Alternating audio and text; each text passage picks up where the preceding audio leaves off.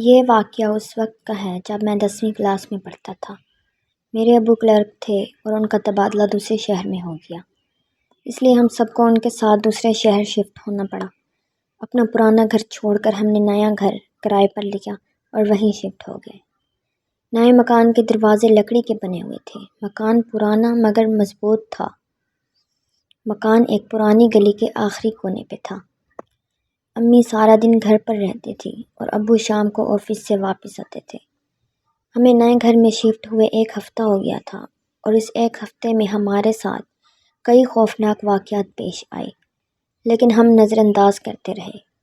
کبھی کچن سے برتن خود بخود گر جاتے، کبھی اسٹیل کے گلاس آپس میں ایسے ٹکراتے کہ ان کی آواز کانوں کو چیر دینے والی ہوتی، کبھی کبھار پلیٹ میں چمچ بجنے کی آواز آتی، کبھی دروازہ خود بخود زور زور سے بجنے لگتا۔ ہم جب دروازہ کھولتے تو سوائے اندھیرے کے کچھ نہ نظر آتا۔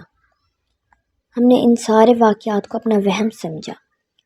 اکثر میرا چھوٹا بھائی ڈر جاتا تھا اور رونے لگتا تھا۔ امی آیت الکرسی پڑھ کر ہمیں دلاسا دیتی۔ پورے گھر میں ایک جگہ ایسی تھی جو مجھے سب سے زیادہ عجیب اور خوفناک لگتی تھی۔ وہ گھر کی سیڑھیاں تھیں۔ گھر کی سیڑھیاں بہت پرانی اور لکڑی کی بنی ہوئی تھیں اور ایک سیڑھی سے دوسری سیڑھی کے درمیان بہت فاصلہ تھا۔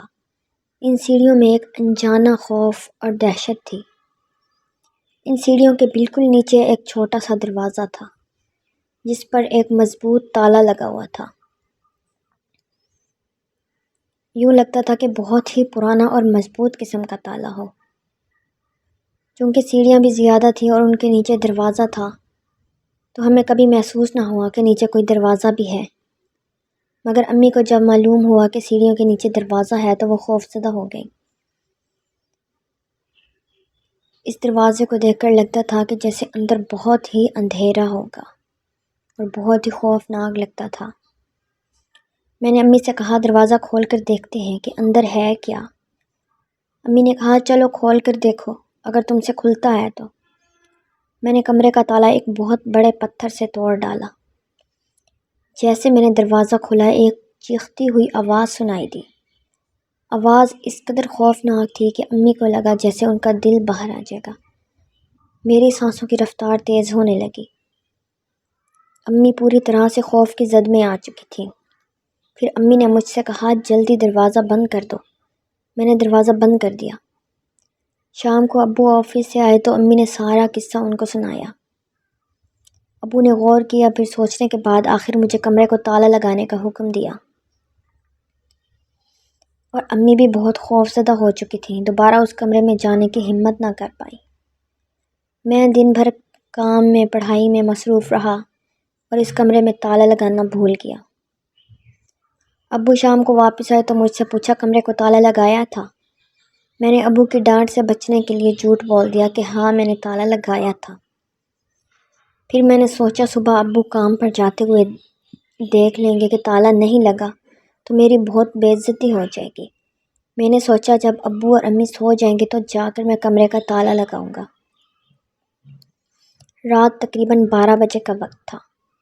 میں تیز تیز قدموں سے تالا اٹھایا اور پرانے کمرے کی طرف بڑھا۔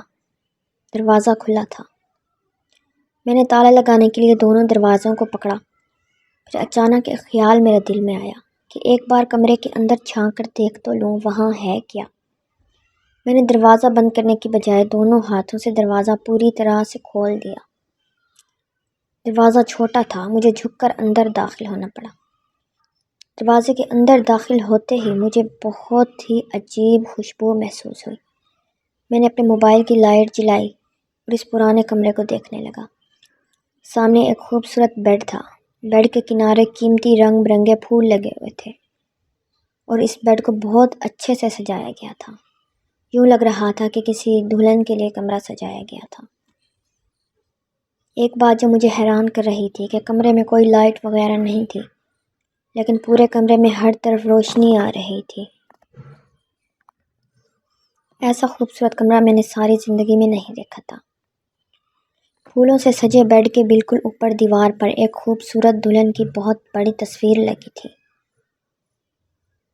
میں اس تصویر کو دیکھتا رہا۔ میں سوچ رہا تھا کہ جانے وہ کون تھی اور اس کی تصویر یہاں کیا کر رہی تھی۔ پھر اچانک کمرے میں ہر طرف اندھیرا چھا گیا، مجھے کچھ دکھائی نہ دیا۔ کچھ لمحے تو میں حیران کھڑا رہا کہ کمرے میں اچانک اندھیرا کیسے ہو گیا۔ پھر مجھے پسینہ آنے لگا۔ پھر اچانک کمرے میں روشنی ہوئی اور سامنے دیکھ کر میں صدمے میں آ گیا۔ کیا دیکھتا ہوں کہ میری آنکھوں کے سامنے وہی تصویر والی دلہن زندہ کھڑی تھی۔ میں نے مڑ کر دیوار پر لگی تصویر دیکھنا چاہی، لیکن میری تو آنکھیں حیرت سے پھٹی کی پھٹی رہ گئی۔ وہاں دیوار پر کوئی تصویر موجود نہ تھی۔ میں خوفزدہ ہو گیا، میرا جسم خوف سے کانپنے لگا۔ وہ دلہن مجھے دیکھ کر مسکرانے لگی اور بولی، گھبراؤ مت۔ میں نے ڈرتے ڈرتے پوچھا، کون ہو تم؟ وہ ہنسی اور بیڈ پر بیٹھ گئی۔ میرا نام بسمہ ہے، میں 100 سالوں سے اپنے شوہر کا انتظار کر رہی ہوں۔ وہ شادی کی پہلی رات ہی مجھے چھوڑ کر چلا گیا تھا اور اس کا انتظار کرتے کرتے میں مر گئی۔ اب تم آ گئے ہو تو تم مجھ سے کر لو شادی۔ میں اس کی بات سن کر مزید خوفزدہ ہو گیا اور تیزی سے اپنے کمرے کی طرف بھاگ گیا اور لمبی لمبی سانسیں لینے لگا۔ میرے ہاتھ پاؤں کانپ رہے تھے، ماتھے پر پسینہ تھا۔ باہر آتے ہی دروازہ پوری مضبوطی سے بند ہو گیا۔ اس وقت صبح فجر کی اذان سنائی دی۔ سامنے دیکھا تو ابو اور امی کھڑے تھے۔ میں نے ڈرتے ڈرتے سارا واقعہ ابو اور امی کو سنایا۔ ابو نے مجھے تھپڑ مارا اور غصے سے بولے، جاہل، جب تمہیں پتہ تھا اس کمرے میں آسیب ہے تو کیوں گئے تھے وہاں؟ پھر امی نے مجھے مزید مارنے سے روکا اور ابو سے بولے، مت ماریے اسے، مارنے سے کیا ہوگا، مصیبت تو نہیں ٹلے گی، آپ جلدی سے کسی عامل کو بلوائیں۔ پھر ابو نے کچھ عاملوں کو بلوایا اور ان عاملوں نے کچھ دم وغیرہ پڑھ کر پھونک دیا اور اس آسیب پر قابو پا لیا۔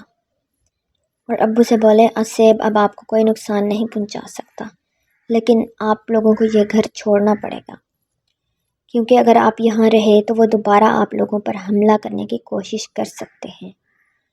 ابو نے عامل کی بات سن کر وہ گھر چھوڑنے کا فیصلہ کر لیا اور 1 ہفتے بعد ہم ایک نئے گھر میں شفٹ ہو گئے۔